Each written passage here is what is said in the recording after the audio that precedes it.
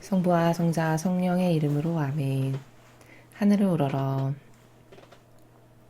사랑할 하느님 아버지 뜻안에서 승이신 예수님과 도움이신 성령님과 사랑할 성모님과 성요셉 아버지와 성미카엘 대천사와 하늘의 모든 거룩한 천사들과 성인들의 전구를 청하며 기도드립니다.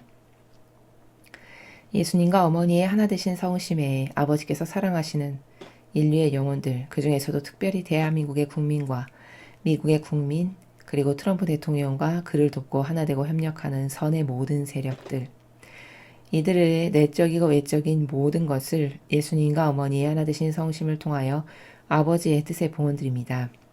아버지, 부디 대한민국과 미국을 주님의 뜻 진리를 헌법으로 삼고 그 진리만이 따를 유일한 가치요 기준이라고 모든 국민들이 외치며 그것만을 옳다라고 말할 수 있는 나라가 될 수 있도록 예수님과 어머니 이 두 나라에 자비를 베풀어 주시고 축복하여 주시옵소서.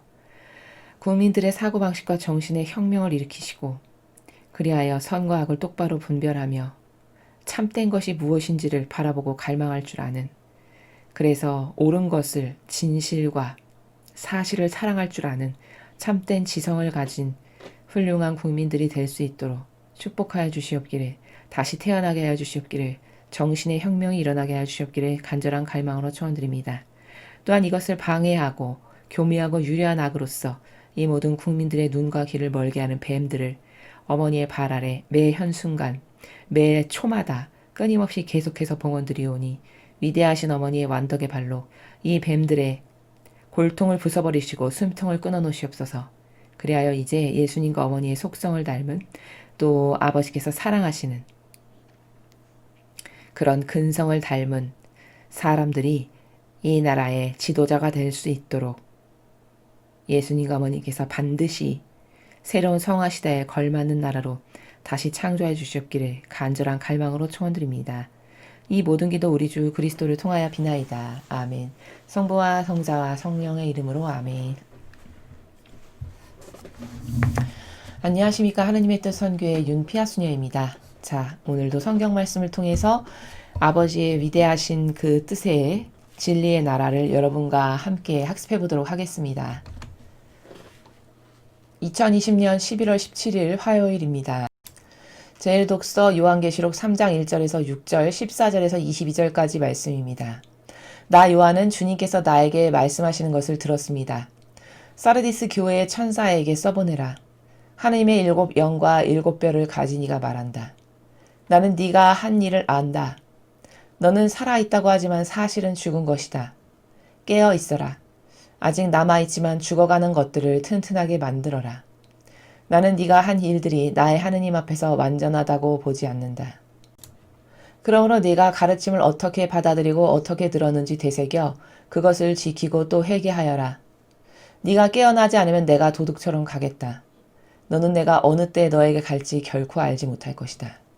그러나 사르디스에는 자기 옷을 더럽히지 않은 사람이 몇 있다. 그들은 흰옷을 입고 나와 함께 다닐 것이다. 그럴 자격이 있기 때문이다. 승리하는 사람은 이처럼 흰옷을 입을 것이다.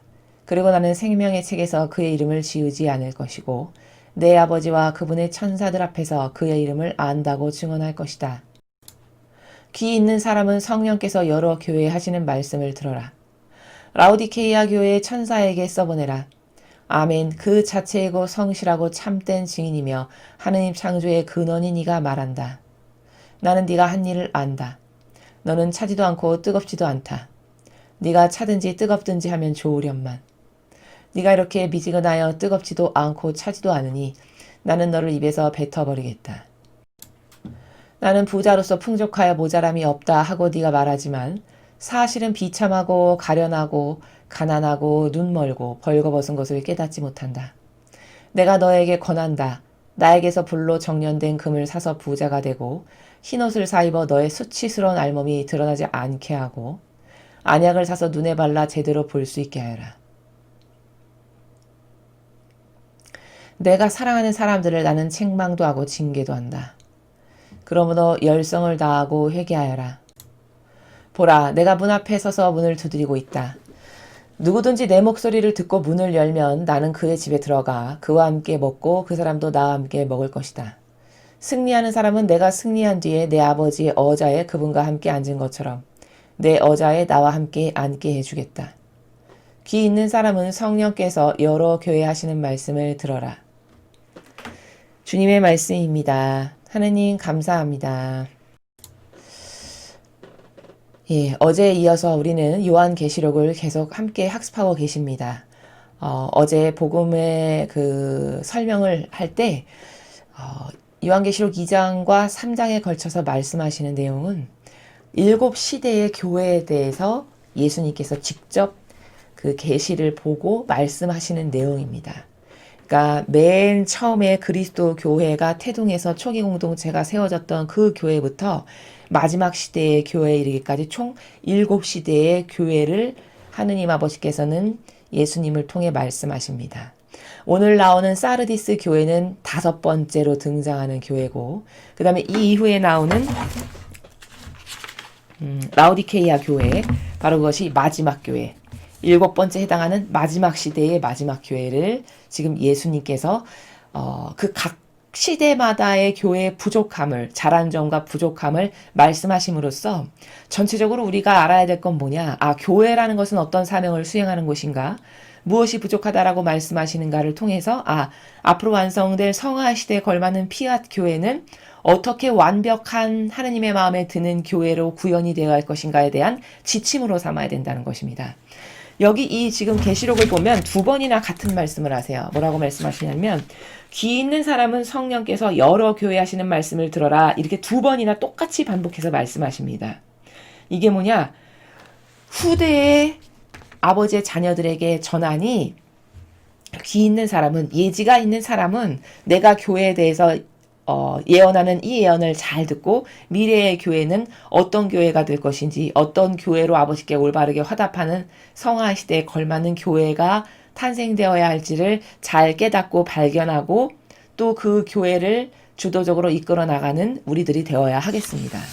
자, 사르디스 교회에 대해서 지금 말씀하시는데 살아있다고 하지만 사실은 죽은 거라는 겁니다. 이 5번째에 해당하는 사르디스 교회가. 그럼 살아있다고 하지만 죽었다는 것은 본질을 말씀하시는 것이죠.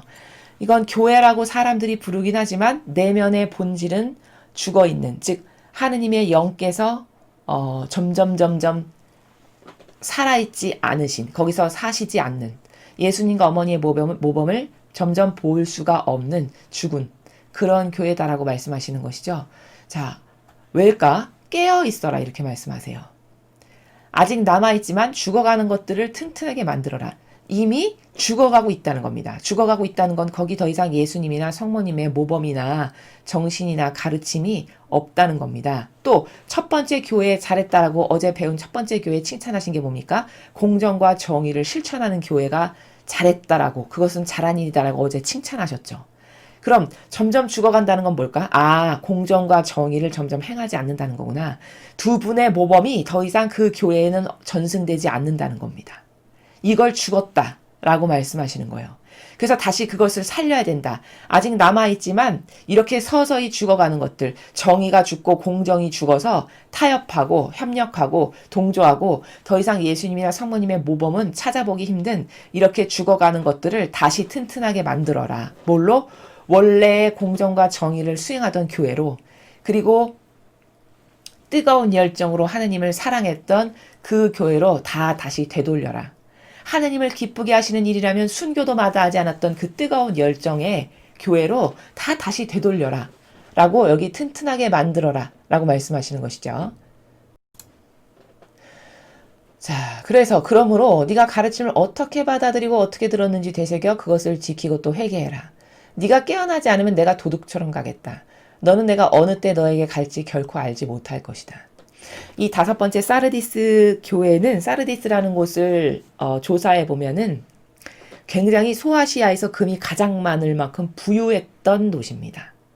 그러니까 사르디스 교회라고 지칭하는 이 상징과 비유의 의미는 이제 교회가 초기 공동체는 그냥 가난하고 핍박받고 모욕받고 치욕받고 막 죽음의 위협에서 그 자신이 믿는 그 종교를 지키기 위해서 순교도 마다하지 않았던 이런 열정과 뜨거움과 그리고 정직하고 공정과 정의를 지켰던 이런 어떤 뜨거운 열정과 발음이 있었다는 거죠.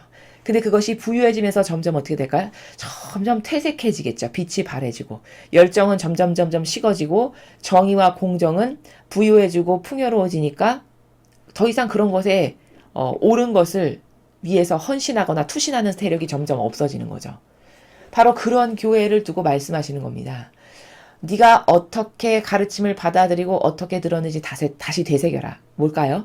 예수님이 가르치셨던 게 무엇인지, 예수님이 제자들을 통해서 이 그리스도 교회라는 교회를 세우셨는데 그 정신이 어떤 정신이었는지 다시 되살리고 다시 회복해야 된다는 거죠. 왜? 거기서 자꾸 멀어지고 변질되니까. 그렇게 해서 회개하지 않으면 내가 어느 날 도둑처럼 닥칠 텐데 너는 그럼 후회하게 될 거다. 이런 말씀을 하시는 겁니다. 자, 근데 4절에 이런 말씀이 있습니다. 그러나 그럼에도 불구하고 아직 멸망의 마지막 시대의 교회는 아니다 보니 자기 옷을 더럽히지 않은 사람이 몇 있대요. 여러분, 자기 옷을 더럽히지 않은 사람이 많지도 않고 그저 몇 명 있다고 하셨습니다.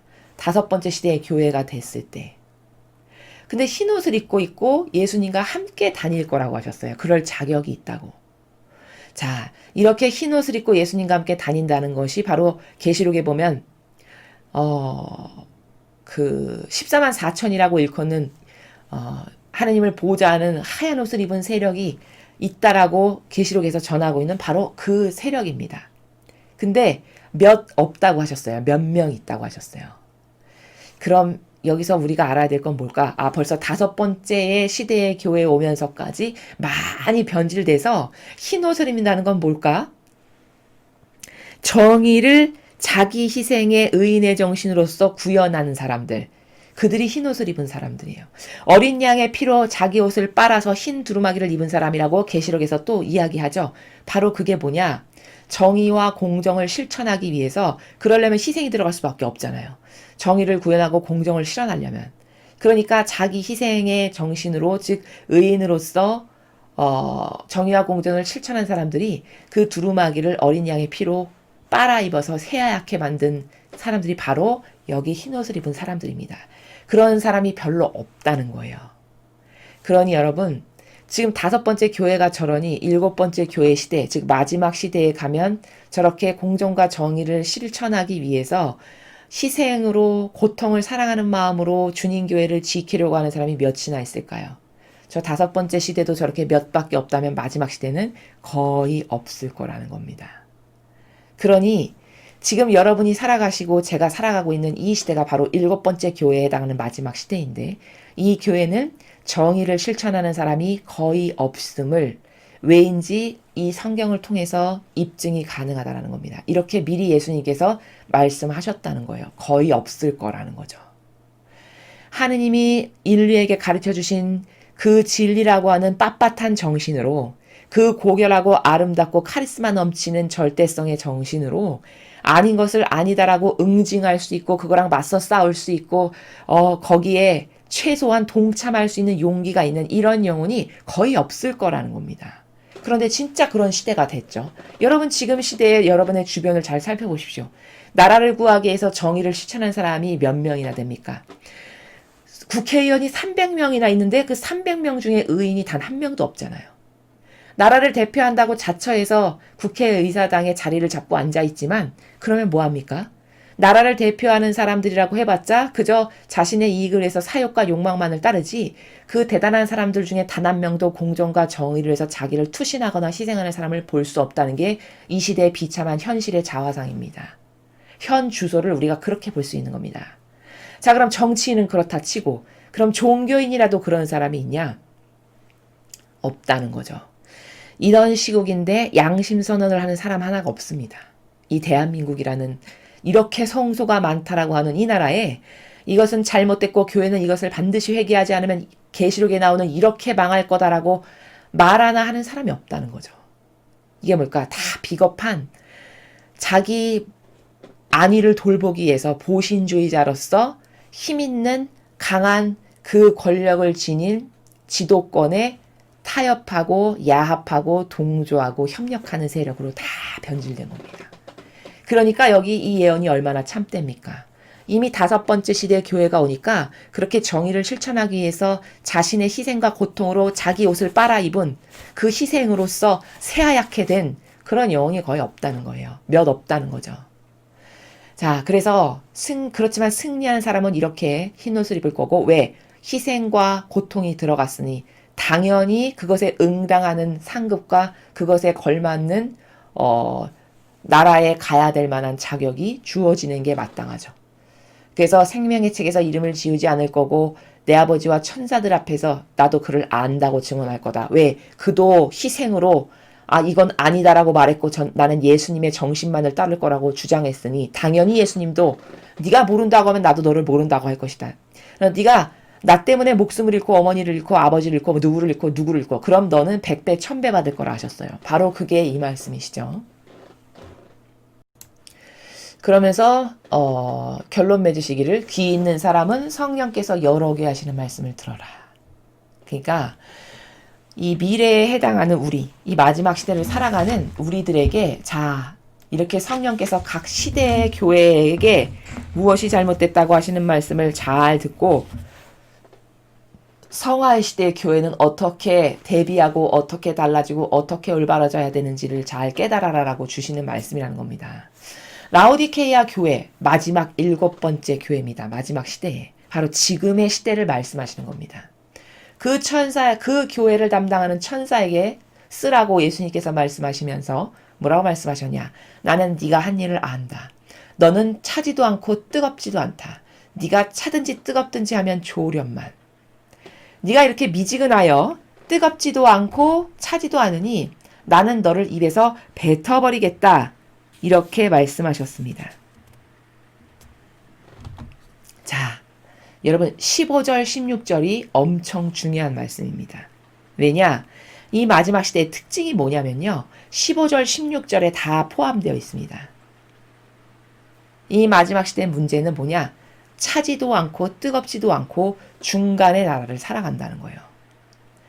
중간의 나라를 살아간다라는 거는 더 단도직입적으로 말하면 교묘하고 유려한 마귀 중에서도 마귀라는 겁니다. 자, 일례를 들면 중도라고 하는 이런 세력, 중용 이런 세력, 이런 게 이 시대에 사람들이 지혜롭고 슬기롭다라고 여겨서 그게 좋다라고 정서적으로 받아들이는 나라들입니다. 또 아리스토텔레스가 이쪽으로 가면 너무 무모하고 이쪽으로 가면 너무 비겁하니 가운데가 제일 지혜롭고 현명하다라고 말한 게 바로 아리스토텔레스입니다. 그런데 예수님은 반대로 말씀하시죠. 가운데의 입장을 취하는 것이 가장 지혜로운 영혼이다라고 세상에 그토록 똑똑하다라고 현학자는 그렇게 말하지만 예수님은 지금 정반대가 진리라고 가르쳐 주시는 거예요. 차든지 아니면 뜨겁든지 이 두 개의 한쪽 속성에만 희망이 있다는 겁니다. 이 두 개의 한쪽 속성에만 하느님은 기대를 하시고 그 두 속성 중에 사람들을 뽑아서 일꾼으로 쓰신다는 거예요. 그럼 왜 가운데가 마귀냐? 자, 중간을 택한다는 건 뭘까요, 여러분? 언제든지 기회주의자로 변질될 수 있는 속성을 내재적으로 갖고 있는 겁니다. 바로 중간을 택한다는 게. 언제든지 나를 위해서 어느 노선하고도 타협할 수 있는 양다리를 나는 걸칠 수 있다라는 의지를 내재적으로 갖고 있는 게 가운데의 나라를 살아가는 사람들의 정신입니다. 이래서 마귀라는 거예요. 자, 그러면 영적으로 차든지 뜨겁든지 이 두 개 아니면 뱉어버린다라고 하신 이 나라의 특징을 지금부터 하나하나 살펴보죠.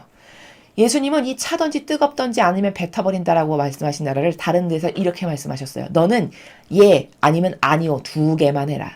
그 이상에 나온 건 다 악에서 나온 거다. 이렇게 말씀하십니다. 그럼 이게 뭘까?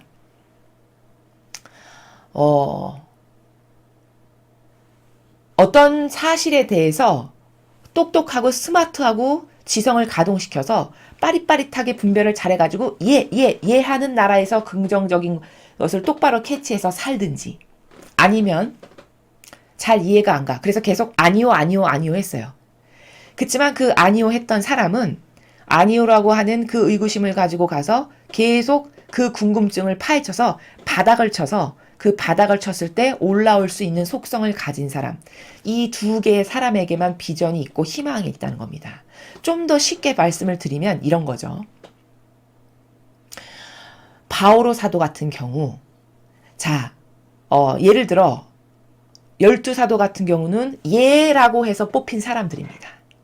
예라고 해서 주님을 믿습니다. 예, 주님을 따르겠습니다. 해서 뽑힌 부류입니다. 바오로 사도 같은 경우는 아니오라고 하는 나라에 속하던 사람이었어요. 자, 근데 그 아니오라고 하는 속성을 잘 이해하셔야 되는 게, 바오로 사도는 그럼 하느님을 미워하고 저주해서 아니오라는 나라에서 살았냐? 그게 아니에요.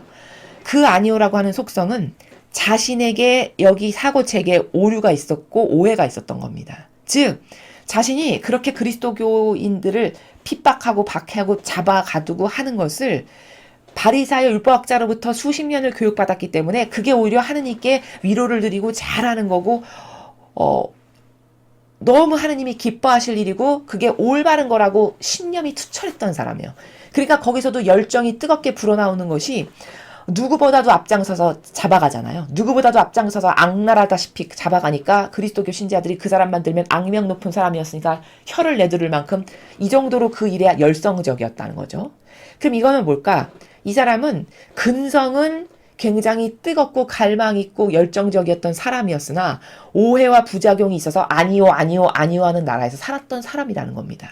근데 그 근성이 차라리 그렇게 아니요라고 하는 나라에서 사는 사람은 사람이지만 그 사람의 근성이 절대성이 있고 옳은 것을 찾으려고 진실을 찾으려고 하는 이 근성 가운데 아니요 하는 사람은 바닥을 치다 보면 언젠가 진실을 발견할 날이 있으니까 차라리 희망이 있다는 겁니다. 그래서 그를 사도로 뽑으신 거예요. 이런 이유 때문에. 바로 이렇게 예 아니면 아니요 하는 이 두 부류에만 희망이 있다라는 이런 관점에서 차든지 뜨겁든지의 나라를 확인할 수 있고, 또 이런 관점도 있습니다.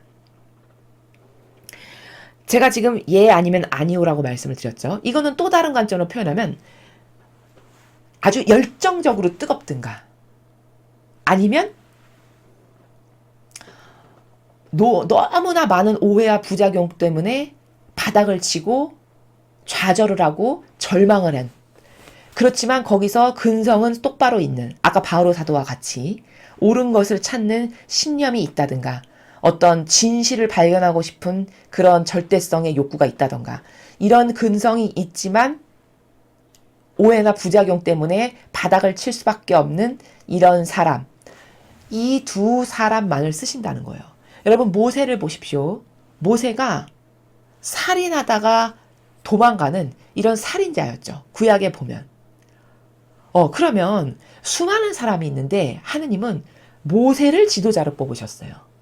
그럼 살인하지 않은, 인간의 눈으로 봤을 때는 모세보다 훨씬 착한 사람들이 많았겠죠. 살인하지 않은 수많은 사람이 모세보다 난 거잖아요. 인간적 관점으로 보면. 훨씬 착한 거잖아요. 근데 모세를 뽑으셨다는 거죠. 도대체 왜 그럴까? 이게 다 이유가 있고 원리가 있다는 거예요. 인간처럼 막연해서가 아니라. 자, 모세가 갖고 있는 근성을 보십시오. 정의로 불타올랐던 사람이에요. 그러니까 동포를 괴롭히는 걸 보고 사람을 죽이죠. 그 옳지 않은 것에 우라가 치미는 이런 정의로 들끓던 사람이었다는 겁니다. 특징적 속성이. 그렇죠? 그러니까 이렇게 정의로 들끓어 옳고 아닌 것을 아니오라고 할 수 있는 이 정의와 용감함 때문에 모세를 지도자로 발탁하신 거예요. 수많은 모세보다 훨씬 착하고 유려하고 부드러운 사람 천지였겠지만 그들은 안 쓰신다는 거죠. 이게 두 가지 중에 하나를 뽑지 않으면 안 된다라고 하는 나라가 바로 이런 다양한 나라들이에요. 여러분, 12제자를 뽑은 예수님의 그 기준을 한번 보십시오. 12제자가 다 어떤 사람들이었죠? 열성당원, 혁명당원, 고기 잡던 어부, 다 이런 사람들이었어요. 그럼 그 시대로 치면 고기 잡는 어부 얼마나 무식합니까? 배운 거 없고. 똑똑한 바리사 율법학자 천지였는데 바리사 율법학자는 하나도 갖다 쓰질 않으셨어요. 다 무식하다라고 손가락질하고 아웃사이더라고 해서 사람들이 너무 드세, 너무 강해 이렇게 했던 열성당원, 혁명당원, 고기 잡는 어부 얼마나 드세고 억셉니까? 이런 사람들을 다 제자로 뽑으셨다는 거예요. 그럼 왜 그러셨을까 도대체? 그 원리가 차든지 뜨겁든지 여기에 있다는 거죠. 그들은 다 어떤 사람들일까? 아주 뜨거운 사람들이죠. 속성적으로 보자면. 아주 열정 넘치고 아닌 것에 아니오라고 그냥 과감하게 말할 수 있고 목숨을 바쳐서라도 열성당원 혁명당원이 뭐냐면 지금으로 치면 나라의 독립을 위해서 일하는 독립투사 같은 그런 사람들입니다. 그러니까 얼마나 강합니까? 얼마나 뜨거워요, 열정이. 여러분 어부 아무나 못합니다. 그 거친 바다에서 그 바다랑 싸워서 이기면서 그 시대는 무슨 기구가 있기랍니까? 훌륭한 과학기술이 있습니까? 일일이 그물을 손질해서 다 걷어 올려야 되고 힘들고 억세고 일 많고 이런 일을 했던 사람들이에요. 이게 다 뭐냐? 근성과 속성이 아주 정의로 들끓고 강한 사람만을 쓰셨다라는 거예요. 그러니까 다 아주 열정적으로 뜨겁든가 아니면 차가운 케이스는 어떤 케이스일까요? 성모님 같은 케이스죠. 성모님 같은 케이스가 차던지라고 해당하는 케이스시라는 거예요. 막 겉으로 보이는 막 열정적이고 뜨거워서 많은 일을 하시지 않는 것처럼 보이지만 차갑다는 건 이때는 어떻게 이해를 할 수 있냐? 완벽하게 작은 것에 있어서 빈틈을 허용하지 않고 완벽하게 하느님과 하나 되고 용해되는 이 작은 것에 충직한 정신. 이게 차가운 정신입니다. 이렇게 두 속성이 아니면 절대 하느님은 쓰시지 않아요. 자, 그럼 여러분 지금 굉장히 중요한 관점을 배우셨어요. 또 예와 아니오는 이런 관점으로도 이해할 수 있습니다. 누군가랑 완전히 하나 되든가, 그쵸? 아니면 아무하고도 하나 될 수 없이 바닥을 치는 사람이었는데 오히려 그런 사람을 어떤 특별한 기회로 하느님께서 만나주셔서 쓰시든가, 이런 양극단의 대립적인 케이스. 이렇게 대칭적이면서 이원론적인 원리 가운데서만 하나님은 일꾼을 뽑아 쓰신다는 거예요. 근데 마지막 교회는 이렇게 정의로 옳은 것을 주체하지 못해서 들끓거나 아니면 이렇게 차가운 이 두 개의 속성만을 아버지께서는 쓰시고 이 두 가지의 속성을 통해서 영광을 드러내시는데 마지막 시대는 다 가운데라는 거죠.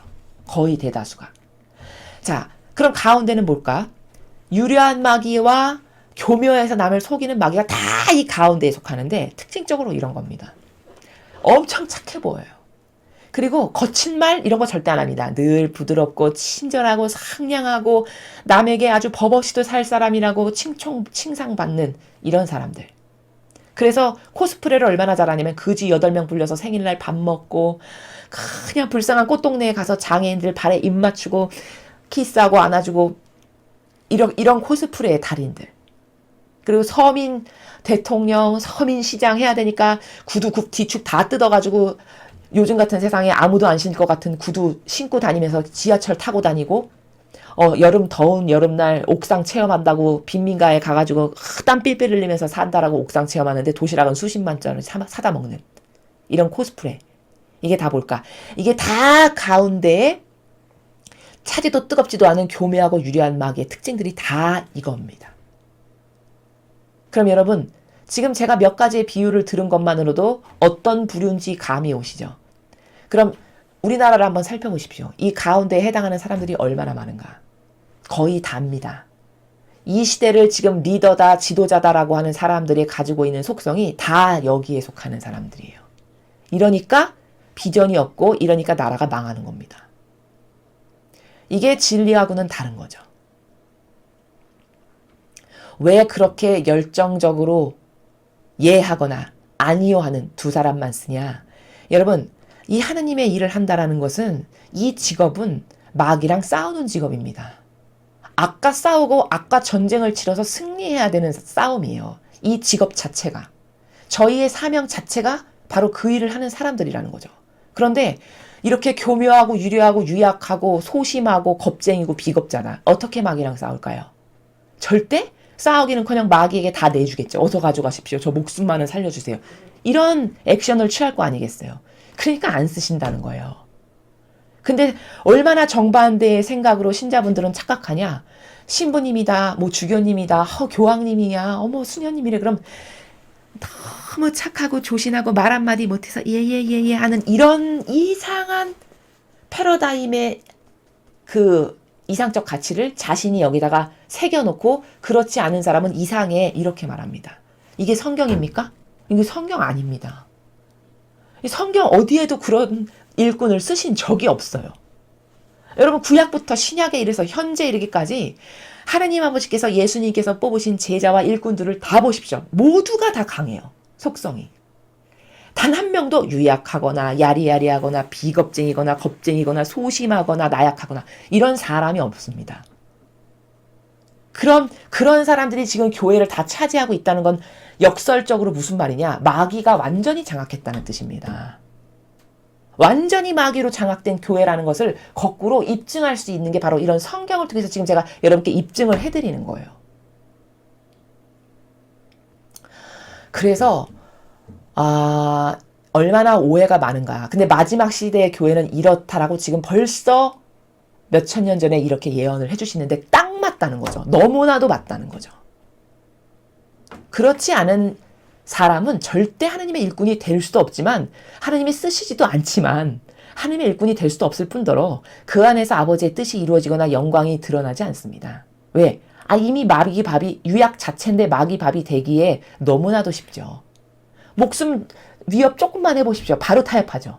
바로 다 가져가십시오. 제가 충직한 종이 될게요. 이렇게 하는 게 그 가운데에 속성을 가진 수많은 교묘하고 유리하고 겉에 착한 코스프레로 가득한 그런 종류의 인간들이 다 그런 영혼들이라는 겁니다.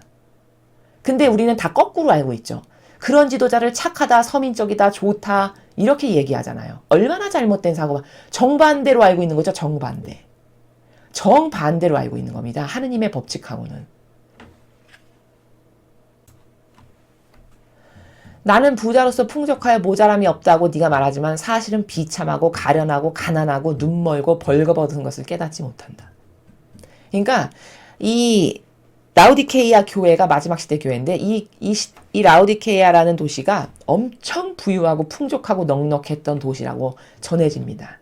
그러니까 가장 풍족하고 넉넉하고 살기 좋고 했던 시대를 말씀하시는 거죠. 그러니까 어떻게 될까요? 자만과 교만이 넘쳐나고 가진 것으로 다 아쉬운 게 없는 거예요. 하느님 앞에 신이 있다고 해서 나랑 무슨 상관이야? 당장 내가 잘 먹고 잘 살고 지금 이제 아쉬운 게 없는데 이런 시대가 된 거예요. 그것을 예수님께서 지칭해서 말씀하시기를 나는 부자에서 풍족해서 모자람이 없어. 자만과 교만으로 이렇게 살아가던 이 시대의 사람의 특징을 말씀하시는 거죠. 지금이 똑같죠. 지금이 똑같은 시대라는 거예요. 그치만 너는 너 자신의 영혼이 어떤 상태인지를 깨닫지 못한다. 사실 너는 겉으로는 잘 먹고 잘 살아서 살이 디륵디륵 찌고 부족함이 없을지 모르겠지만 사실은 비참하고 가련하고 가난하고 눈멀고 벌거벗은 것을 깨닫지 못한다는 거예요.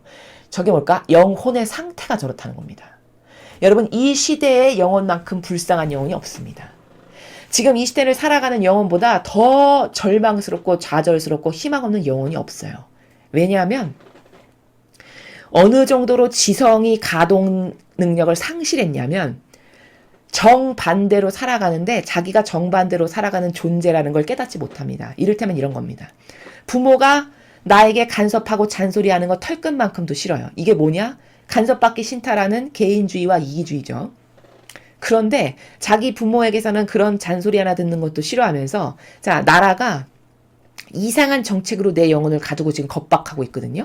마스크 줄 서서 사섰어. 이렇게 너 농사 왜 안 져? 1년 안에 이렇게 져서 보고해야 되잖아. 너 재산 이렇게 많이 갖고 있네. 너 이거 2천만 원 왜 이체하는 거지? 이유 써. 이게 뭘까? 이게 나라가 감히 자유민주주의 시장경제에서 내 노동력과 내 힘으로 피땀 흘려서 번 것과 내가 이룩한 것에 대해서 간섭을 하는 겁니다. 근데 이런 것에는 관대하다는 거죠. 내 부모에게 잔소리 요만큼 듣는 거는 싫으면서 나라가 나에게 그렇게 깊숙하게 지금 관여하고 침투하고 억압해서 전체주의 시스템으로 지금 가고 있는데 그것도 그것은 괜찮고 부모가 잔소리하는 건 듣기 싫은 이렇게 깨닫지 못할 만큼 지력이 떨어지고 멍청하고 지성이 가동 안 되는 시대가 이 시대라는 거예요. 그러니까 비참하고 가련하죠, 영혼이. 그러니까 영혼이 가난하고 눈멀고 벌거벗은 거죠. 왜? 자신의 존재가 그 정도로 지력이 떨어져서 저항해야 될 거에는 저항 안 하고 순종으로 사랑으로 받아야 될 거는 여기는 저항해서 들이받고 이렇게 거꾸로 살아가고 있는 존재라는 거예요. 이 시대에 살아가는 사람들이. 다른 맞는 것도 마찬가지죠. 근데 자기가 그런 존재인 걸 깨닫지를 못해요. 그러니 얼마나 불쌍하고 비참하고 가련한 영혼입니까? 바로 그것을 말씀하시는 거예요. 내가 너에게 권한다. 나에게서 불로 정련된 금을 사서 부자가 되고 흰옷을 사 입어 너의 수치스러운 알몸이 드러나지 않게 하고 안약을 사서 눈에 발라 제대로 볼 수 있게 해라. 무슨 말씀이냐? 네가 희생하고 고통을 사랑해서 정의를 구현하는 고통과 희생을 사랑하는 의인의 정신으로 살아. 그럼 그 사람은 자기의 옷을 빨아서 흰옷으로 입는 사람이 된다고 앞에서 말씀하셨잖아요. 그러니까 자기 희생과 의인의 정신으로 사는 사람에게는 희망이 있어요. 그게 바로 흰옷을 빨아 입은 자에 해당하는 거예요. 너는 그렇게 살아야 너에게 희망이 있다는 거예요. 안약을 사서 눈에 바르라는 건 뭘까? 진리를 배워요. 그래서 닫힌 눈을 자꾸 열어야 되겠죠. 병 들었어요, 눈이. 봐야 될 걸 똑바로 보지 못해. 저게 하나인가 세 개인가 다섯 개인가 보일 수가 없어. 분별을 할 수가 없어. 이 시대 사람이 지금 그렇다는 거죠. 그러니 안약을 사서 자꾸 눈을 발라. 진리로 자꾸 혼탁한 눈을 닦는 거예요. 분별을 못하게 하는 이 인간적인 더럽고 역겨운 것을 닦아내는 거죠. 뭘로? 진리로. 이런 아버지께서 가르쳐주시는 이런 신적 질서와 진리로 계속 닦아놔야 되겠죠. 완벽하게 보일 때까지. 그렇게 해서 제대로 좀 봐라. 그리고 희생과 의인의 정신으로 살아가지고 너의 고통이 네 옷을 최소한 빨아입어서 흰옷을 입고 천상의 나라에 갈 수 있게 만들어라. 이런 말씀이에요. 진리로 부자가 되라. 이런 말씀을 하시는 거예요. 18절에. 그래야 너의 영혼에게 희망이 있다. 내가 사랑하는 사람들을 나는 책망도 하고 질책도 한다. 그러므로 열성을 다하고 회개하라. 제가 누누이 말씀드리죠. 이 마지막 시대는 회개하지 않고 가던 길에서 돌아서서 다시 돌아서지 않으면 이제는 막바지에 달했어요. 낭떠러지에 1000m 전에 있을 때와 낭떠러지 10m 전에 있을 때는 상황이 완전히 다른 겁니다. 10m 후면 바로 낭떠러지인데 1000m 전의 시대에 살아가던 사람과 낭떠러지 10m 전에 살아가던 사람의 나라는 정신세계와 처세와 세계관이 완전 달라야 되는 거잖아요. 심각하고 급박하다는 걸 깨달아야 되는 것이죠. 왜? 점점 다가오고 있으니까 낭떠러지가. 근데 낭떠러지가 바로 10m 앞인데 아직도 장가가고 시집가고 그저 나라가 돈 주면 고맙고 즐겁고 행복하고 기쁘고 당장 눈앞에 먹을 거 있고 내 사욕과 욕망 채울 거 있고 내가 취미생활 하는데 아무 문제 없고 이러면 그냥 오케이. 만사 오케이. 괜찮은 거예요. 진실이 가려지고 사실이 덮이고 조작과 술수가 난무해도 그게 나랑 무슨 상관이랴. 이런 저급한 저열한 사고방식으로 살아가는 게 이 마지막 시대의 인간의 추락한 꼴을 이 마지막 교회에 대한 비유를 통해서 우리가 깨달을 수 있어야 된다는 것이죠. 마지막 시대는 이런 교회가 될 거다라고 하셨는데 진짜 그런 교회가 됐어요. 소름 끼칠 만큼 정확하게.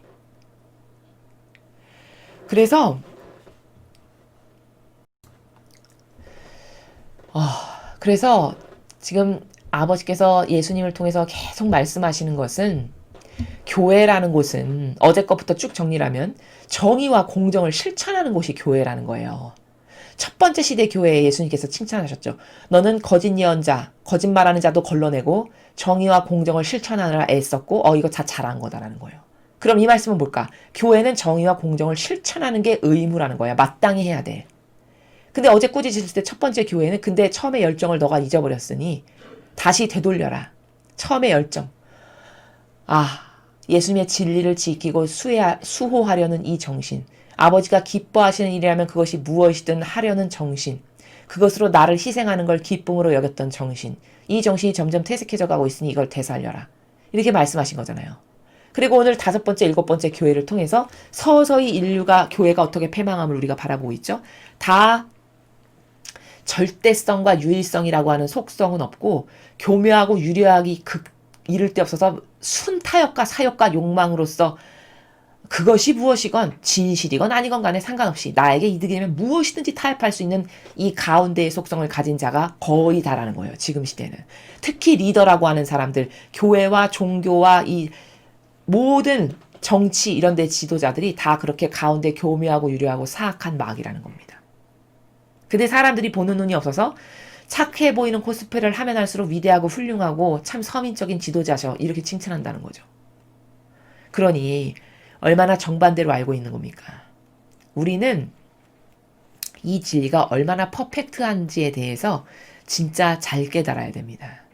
아버지가 하시는 말씀은 왜 감동이고 왜 진리를 배우고 싶고 왜 진리를 들으면 열정적이 되고 끝없이 샘솟는 저 진리의 끝이 어딜까를 생각하게 됩니다. 아버지의 이 진리를 듣고 배우게 되면 도대체 저 끝은 어디실까? 하느님은 그러시니까 지고하신 거예요. 끝이 없으니까. 말씀하시는 것마다 원리마다 관점마다 퍼펙트해요. 아 그렇구나. 깨달으면 진짜 아 그렇구나가 절로 나오는 나라예요. 왜 나라를 망할까? 교묘하고 유려한 마귀를 지도자로 뽑으니까 망하는 겁니다. 지금 미국도 트럼프 대통령을 언론에서 매도하기를 이상한 틀리딱딱의 고집불통의 사고 뭉치에 이상한 트위터나 맨날 날리는 아주 괴짜의 약간 도라이 같은 스타일의 대통령으로 언론이 다 묘사해요. 이러니까 아무것도 모르는 아직도 대중매체가 진짜라고 생각하는 사람들은 트럼프 대통령을 이상하게 생각합니다. 이상한 약간 노망난 망기 들린 노인? 이런 정도의 수준을 생각한다는 거죠. 근데 하느님은 그 트럼프 대통령을 칭찬하세요. 메시지에서. 내 아들이라고 하세요. 왜일까? 그가 행하는 모든 정책이 예 아니면 아니오의 나라에서 행하는 이런 절대성의 아주 강한 정책들이에요. 가운데 교묘하고 유려하고 야리꾸리한 속성 하나도 없습니다. 근데 조 바이든이라는 사람 여러분 어떤 스타일인지 아세요? 바로 오늘 예수님께서 이 두 개 아니면 비전 없다라고 하신 가운데에 속하는 교묘하고 유려하고 사악하고 역겹기 그지없는 속성을 다 가진 사람이 조 바이든이라는 사람입니다. 그 사람의 사생활이나 지금까지 걸어온 정치적 노정을 다 찾아보세요. 얼마나 그 사람이 교묘하고 유려하고 착해 보이는 코스프레 달인인가. 그러니까 그런 지도자를 뽑으면 나라가 망할 수밖에 없는 겁니다. 우리나라도 지금 망하는 길로 가고 있죠. 잘못된 속성의 리더를 마치 그 사람이 선한 착한 어떤 훌륭한 리더자의 표본인 것처럼 생각한 어리석은 국민들 때문에 서서히 망해가고 있죠. 이런 리더를 예수님이 그래서 안 뽑으신 거예요. 그렇게 훌륭하고 대단하고 현학자고 위대한 지도자라고 일컫는 바리새인 율법학자들이 저 시대에 얼마나 많았겠습니까? 그러나 단 한 명도 안 쓰셨어요. 단 한 명도. 말상대 해준 사람이 유일하게 가말리엘이에요. 그나마도 가말리엘이 얼마나 무식했냐. 그렇게 이스라엘에 너는 선생이라고 자부하면서 너는 그것도 모르냐 이 말씀을 하세요. 오죽하시면. 가말리엘에게 예수님께서. 아니 그러면은 너는 다시 태어나야 된다 이렇게 말씀하시잖아요. 가말리엘에게. 너는 그러려면 다시 태어난다고 하니까 가말리엘이 다시 태어나야 된다는 걸 어떻게 해석했냐면 아니 제가 지금 나이가 몇인데 어머니의 뱃속에서 다시 태어나는 어떻게 다시 태어난다는 말입니까? 이렇게 해석할 만큼 멍청하고 지력이 떨어지는데 이스라엘에 다시 없는 현학 바리새인 율법학자 위대하신 가문 이렇게 떠받들었던 거죠. 그러니까 인간이 가지고 있는 이 자연법에 속한 지식이라는 게 얼마나 저급한 건지를 진리를 배워야만 깨달을 수 있습니다. 이 본질의 빛 앞에 가면 다 허접하기 이를 데 없고 초라하기 그지없고 역겹기 그지없는 게 인간의 병든 기호에서 나온 그런 논리 체계예요. 말 한마디도 알아들을 수 없는, 심지어 예수님이 말씀하신 한 문장도 알아들을 수가 없어서 그렇게 반향할 수밖에 없는. 그러니까 예수님이 너무 기막히시니까 아니 너는 이스라엘의 스승이라면서 그것도 모르냐 이렇게 말씀하시잖아요. 그런 사람들은 하나도 안 쓰셨어요. 근데 여러분 어떠시죠? 신학 박사가 말했대 그럼 그래? 신학 박사가 누구누가 말했대. 그 신학 박사라고 하는 타이틀에 목매서 그거를 신봉하고 떠받들지 그 사람이 말하는 그 나라의 논리가 성경의 진실에서 나온 건지 진리의 나라의 참된 진실과 사실에서 나온 원리와 관점인지는 안 보시죠. 그리고는 신학박자 누가 말했대. 교황 누가 말했대. 교황의 무슨 고지래. 이러면 아 그래? 그거 맞겠네. 그거네. 이렇게 한다는 거죠. 이걸 지력이 있는 인간이라 할 수 있냐? 없다는 거죠. 이건 지성이 아니에요. 이거는 병든 감성에 갇힌 강하지만도 못한 저급한 사고방식입니다. 뭘 따지고 바라보려면 올바른 퍼펙트한 것을 가져다 놓고 시공을 초월하고 절대적으로 변하지 않을 수 있는 절대 진리를 가져다 놓고 그것에 근거해서 옳으냐 그르냐를 따지는 게 맞는 거죠. 그런데 그런 기준이 인간 사이에는 어떤 것에도 없고 오로지 성경에 나오는 진리만 그렇다는 거예요. 그러니 진리를 배워야 기준을 알죠. 아, 어떤 게 참되고 어떤 게 가짜인지. 그래야 기준이 있어야 옳고 그름을 따질 것 아니겠습니까? 그래서 오늘 이 계시록은 정말 중요한 예언서인데 이 계시록에 나오는 교회 하나하나마다 하시는 말씀은 잘 새겨들어야 됩니다. 교회가 어떻게 변질됐고 무엇이 달라졌고 그렇다면 이제 성화의 시대가 곧 도래할 텐데 아니 이미 시작됐지만 본질에서는 그 성화의 시대의 교회는 어떻게 건설되어야 하는지에 대한 답이 여기 다 들어있다는 겁니다.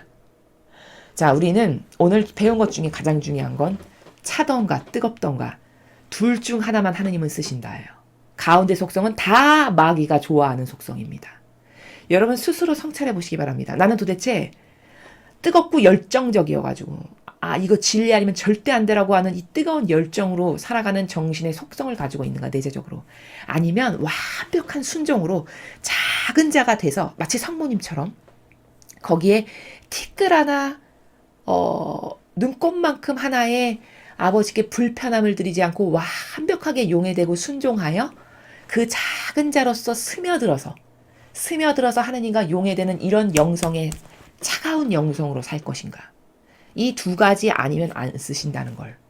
아니 이 두 가지에서 벗어난 모두가 사실은 다 마귀라는 것을 반드시 깨달아야 합니다. 자, 이어서 복음 말씀 함께 보시겠습니다. 루카복음 19장 1절에서 10절까지 말씀입니다. 주님 영광 받으소서. 그때 예수님께서 예리코에 들어가시어 거리를 지나가고 계셨다. 마침 거기에 자케오라는 사람이 있었는데 그는 세관장이고 또 부자였다. 그는 예수님께서 어떤 분이신지 보려고 애썼지만 군중에 가려 볼 수가 없었다. 키가 작았기 때문이다. 그래서 앞질러 달려가 돌무화과 나무로 올라갔다. 그곳을 지나시는 예수님을 보려는 것이었다. 예수님께서 거기에 이르러 위를 쳐다보시며 그에게 이르셨다. 자케오야, 얼른 내려오너라. 오늘은 내가 네 집에 머물러야 하겠다. 자케오는 얼른 내려와 예수님을 기쁘게 맞아들였다. 그것을 보고 사람들은 모두 저희가 죄인의 집에 들어가 먹는군 하고 투덜거렸다. 그러나 자케오는 일어서서 주님께 말하였다. 보십시오 주님, 제 재산의 반을 가난한 이들에게 주겠습니다. 그리고 제가 다른 사람 것을 횡령하였다면 네 곱절로 갚겠습니다. 그러자 예수님께서 그에게 이르셨다. 오늘 이 집에 구원이 내렸다. 이 사람도 아브라함의 자손이기 때문이다. 사람의 아들은 잃은 이들을 찾아 구원하러 왔다. 주님의 말씀입니다. 그리스도님 찬미합니다. 자, 여러분 오늘 이 자케오에 대한 이야기 많이 들어보셨던 복음이실 겁니다. 자, 여기서 발견해야 될 것들 역시 많습니다. 자, 자케오는 어떤 사람이었는가를 통해서 우리가 오늘 봐야 될 관점은 자케오가 어떤 속성을 지녔길래 예수님께서 저렇게 은총을 베푸시고 많은 예수님으로부터 은총을 받을 수 있었나. 자케오의 어떤 속성이 훌륭했나라는 것을 오늘 이 예수님과의 대화를 통해서 우리가 발견해야 됩니다. 자, 자케오는요. 부자고 세관장이었다고 여기 나오죠. 세관장이고 부자였어요. 자, 저 시대의 세관장이면 뭐냐면 세금을 걷는 그 모든 일의 책임자였던 사람이죠. 근데 저 로마 시대에 그 세금을 걷는 거는 자기 동족들에게서 세금을 걷는 거잖아요. 근데 이만큼의 그 고을의 세금 담당관의 세관이다. 그러면 거기 인구가 몇 명 사는지 다 알 거 아니에요. 그럼 그 인구 한 명당 얼마를 쳐가지고 1년에 세금 얼마가 딱 정해져 있습니다. 그러면 이 세관장이 1년에 얼마를 먼저 나라에 갖다 냅니다. 그리고는 이제 거들어 다니는 거예요. 걷는 겁니다. 이 동족들한테 가서 세금을. 그런데 세금이라는 게 지금이야 화폐가 있으니까 그렇지만 저 시대는 뭐 가난하니까 양일 수도 있고 소일 수도 있고 집에 사는 가축 뭐 채소 있는 거라면 다 가져갈 수밖에 없잖아요. 세금을 징수해야 되니까. 그러니까 그 세금을 징수해서 남아들이는 자기가 먹을 수 있는 수익이 좀 많았던 거죠. 예를 들면 뭐 100만 원인데 양이 뭐 110만 원이다 해서 10만 원을 거슬러 주는 이런 시스템이 아니잖아요. 그러니까 세관장은 부자일 수밖에 없는 거예요. 그 세금을 걷어들이는 것. 것에서 발생하는 차익 같은 것 때문에. 또 세관장이다 보니까 그 전체의 우두머리잖아요. 그러니까 그런 세금을 걷어들이고 남는 것을 차지할 그게 많죠. 확률이. 그런데다가 이 자케오라는 사람의 특징을 파악하려면 자기네 동족으로부터 별로 환송받지 못했던, 왜? 세금을 걷어들이는 사람을, 악랄하게 걷어들이는 사람을 누가 좋아하겠습니까? 이런 배경 지식이 있다라는 거죠. 자케오라는 사람이. 자, 그런데 이 자케오가 남하고 다른 게 뭐냐? 예수님이 지나가신다는 소식을 들은 거예요.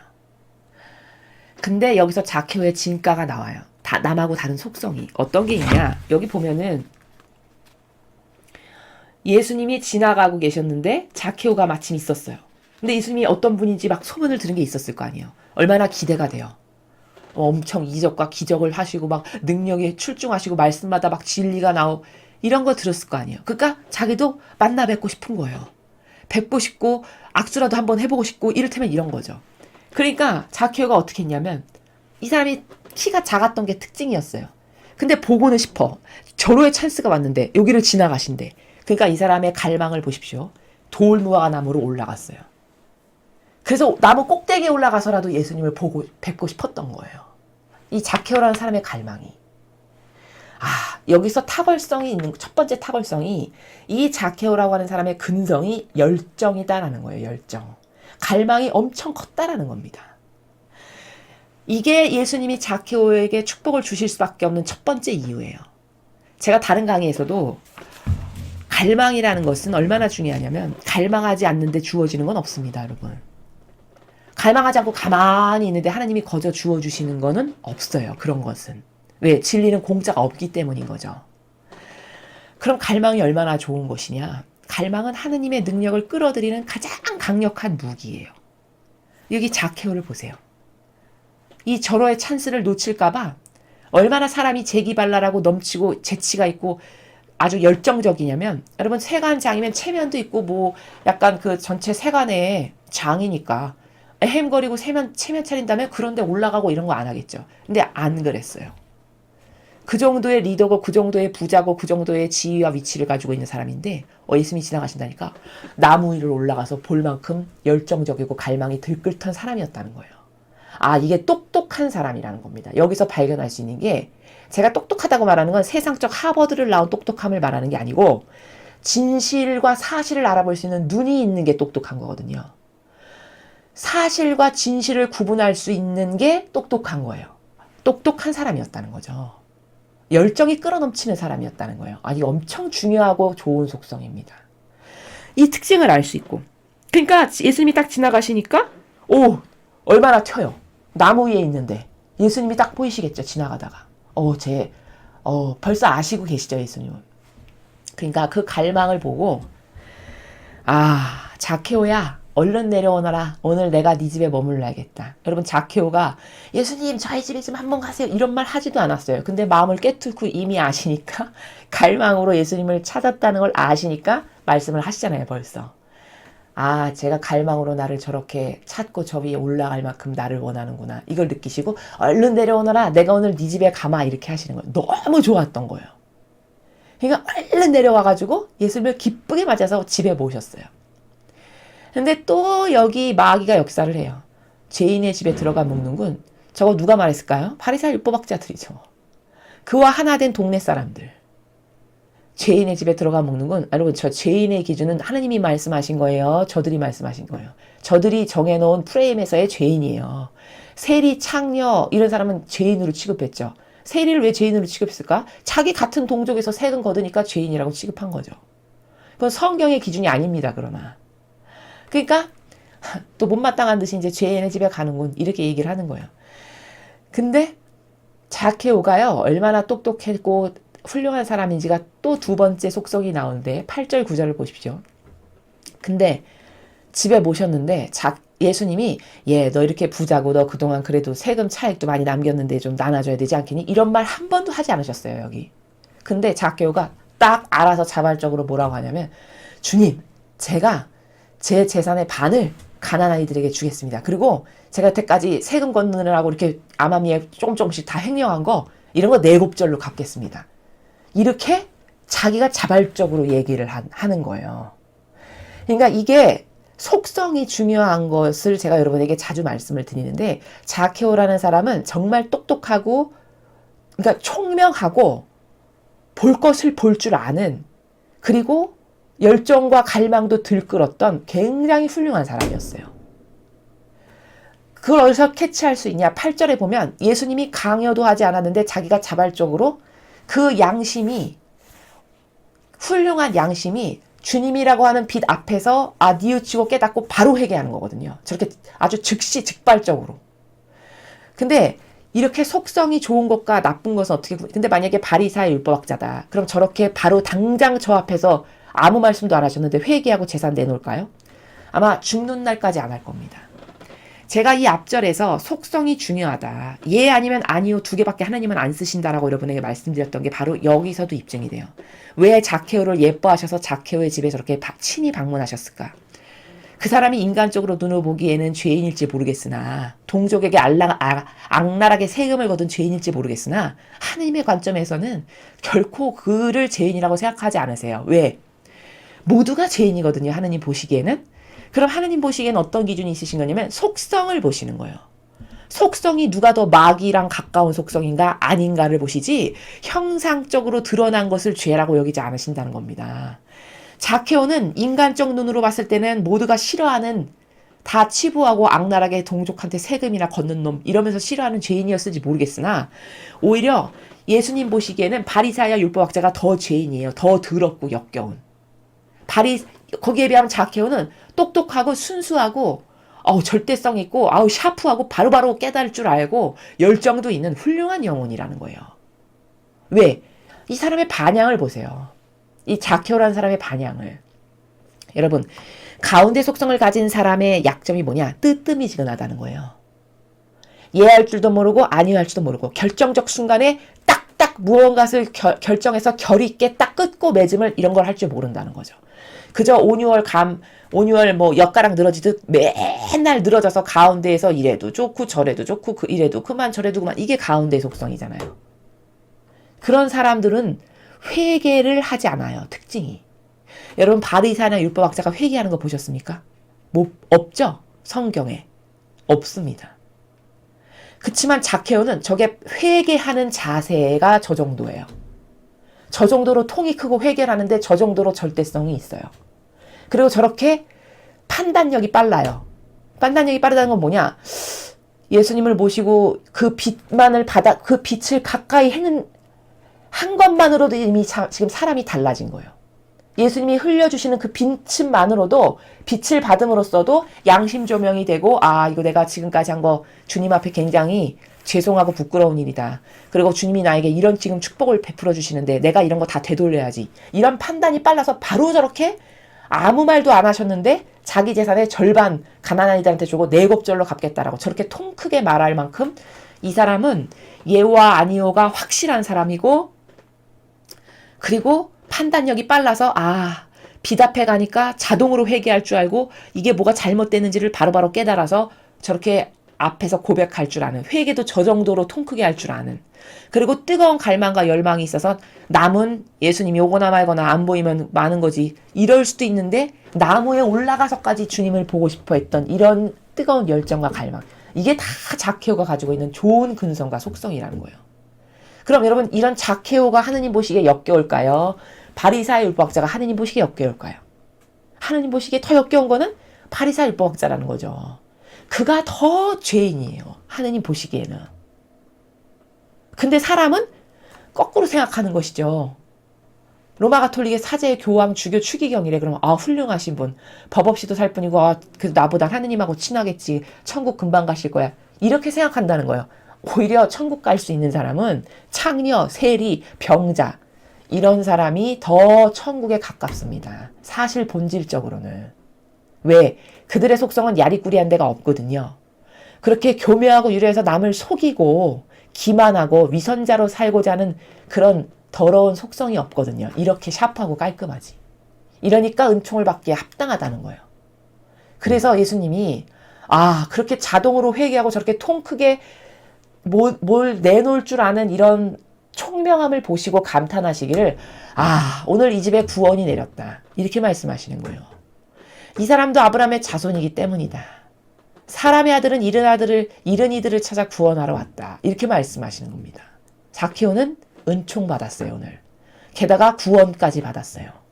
얼마나 큰 은총을 받은 걸까요? 그쵸? 근데 그게 거저 주어지는 거냐? 가만히 있어도 거저 나에게 들어오는 거냐? 아니라는 거죠.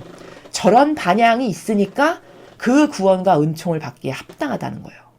그래서 제가 여러분에게 말씀드리고 싶은 거는 사람은 부족함을 봐야 되는 게 아니라 속성을 봐야 돼요. 속성.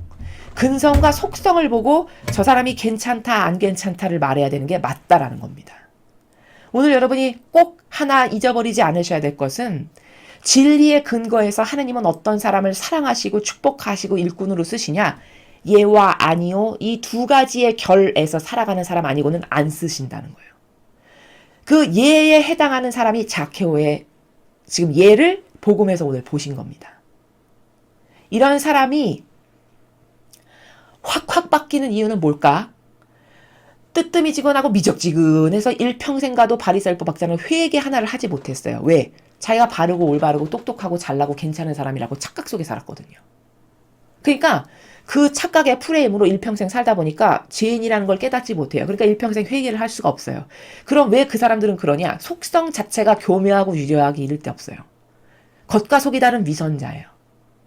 딱 부러져서 예 아니요를 할 수 있는 용기가 없어요. 비겁해요.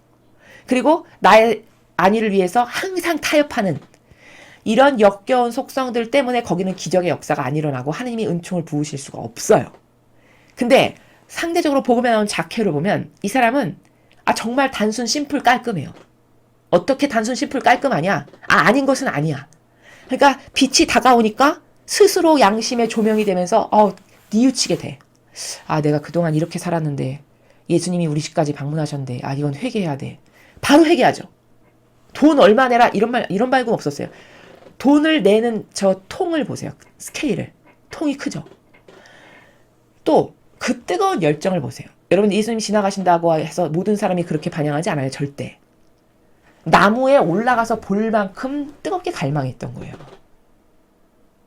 이런 갈망, 이런 절대성의 정신, 이런 정직한 바른 양심.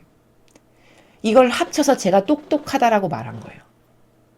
똑똑하다라는 건 뭐냐면은 볼 것을 볼 줄 알고 예와 아니오를 똑바로 할 줄 알고 아닌 것을 용감하게 아니다라고 인정할 줄 아는 이런 사고방식이 똑똑한 사고방식이거든요. 그걸 가지고 있어요. 자케오가. 그러니까 축복을 받기에 합당한 거예요. 자, 여러분 오늘 굉장히 중요한 걸 배우셨습니다. 도대체 예와 아니오만 해라가 무슨 말이야? 여태까지 모르셨다면 오늘 이 복음을 통해서 여러분을 새롭게 거듭 태어나게 할 수 있는 절호의 찬스예요. 이제 배우셨으니까 여러분 스스로를 성찰해 보십시오. 내가 이렇게 야리꾸리한 예도 아니고 아니오도 아니고 가운데서 중간하게 비겁하게 타협하는 이런 정신으로 살아가는 속성이 혹시 나에게 남아있나? 과감히 뜯어버리십시오. 그게 하나님의 은총을 가로막는 철천지 원수임을 깨달으셔야 돼요.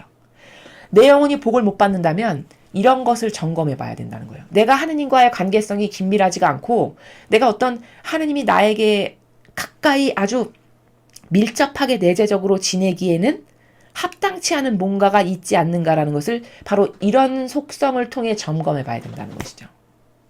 그래서 이 진리의 나라는 분명해요. 선이. 결이 분명하다고 하죠. 왜? 선이 분명한 걸 좋아하세요. 결이. 사람도 사람을 볼 때도 이렇게 결이 분명해서 예할 건 예, 아닌 건 목에 칼이 들어도 죽어도 아닌 어떤 이런 확고부동한 신념과 카리스마와 절대성이 있는 이런 근성이 있는 사람을 리더로 뽑아야 하고요. 이런 사람을 다 훌륭한 요직에 앉혀야, 중요한 요직에 앉혀야 그래야 공동체가 발전하는 거고 나라가 발전하는 거고 기업이 발전하는 겁니다.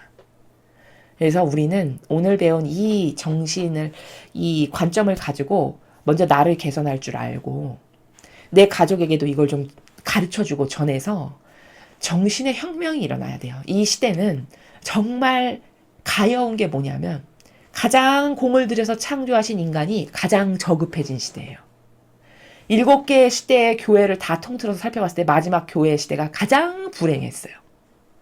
말씀하시는 나라를 보면. 그러니까 너의 영혼은 벌거벗었고 뭐 헐벗고 눈 멀고 가련하고 이렇게 말씀하시죠 아까. 그렇게 가장 불쌍한 영혼이 되어버린 게 지금 시대라는 거예요. 다 경계를 허물고 절대성과 유일성은 찾아볼래야 찾아볼 수 없는. 그래서 이런 것을 자꾸 새롭게 해서 새롭게 하고 옆에 전하고 남에게도 좀 가르쳐주고 그래서 대한민국에 살아가는 모든 국민의 사고방식과 정신에 혁명이 일어나야만 이 나라는 희망이 있고 비전이 있고 발전이 있고 앞으로 많은 것을 기대할 수 있는 그런 나라가 된다라는 것을 여러분이 꼭 아시고 주변의 많은 분들에게 이 내용을 전달하셨으면 좋겠습니다.